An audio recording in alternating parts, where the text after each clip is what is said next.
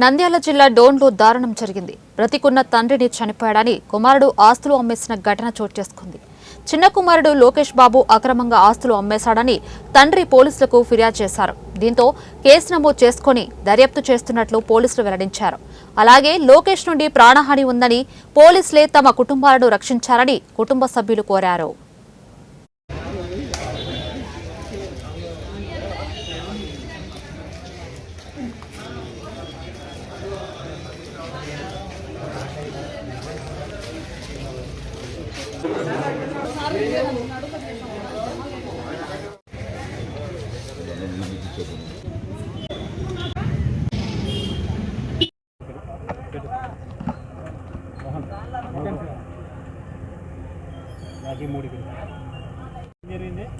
నా సంబంధం విషయం అంతా వాడు నా మీద కావాల్సి కక్ష కట్టి చేసినాడు. అసలు నా గురువే తెలియదు. నేను ఇక్కడ నేను రాజమండ్రి ఉంటే 5 ఏళ్ళ ఉండబట్టి అంత కక్ష కట్టి చేసింది. ఉన్నది ఇంకా ఉంది, వాడే పెట్టుకున్నాడు. అమ్మేసినాడు.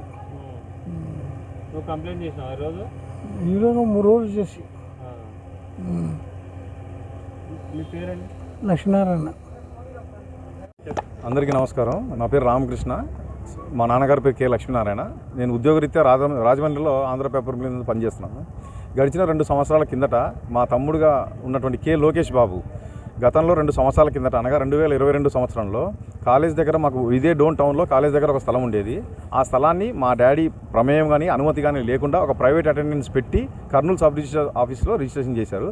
ఆ విషయం తెలుసుకున్న వెంటనే మేము మొత్తం కుటుంబ సభ్యులు మా నాన్నగారిని తీసుకొని వచ్చి మేము కర్నూలులో సబ్ రిజిస్టర్ వారిని కోరగా ఇమీడియట్గా వాళ్ళు అది ఫేక్గా క్రియేట్ చేశారని చెప్పేసి వాళ్ళు తప్పు ఒప్పుకొని మాకు రిజిస్ట్రేషన్ క్యాన్సిల్ చేసి మా ప్రాపర్టీ మాకు ఇచ్చారు.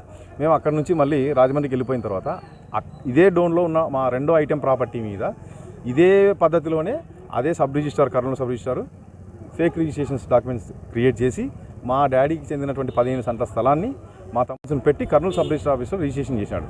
అదే ప్రాపర్టీ రిజిస్ట్రేషన్ అయిన వెంటనే దానికి 1 సంవత్సరం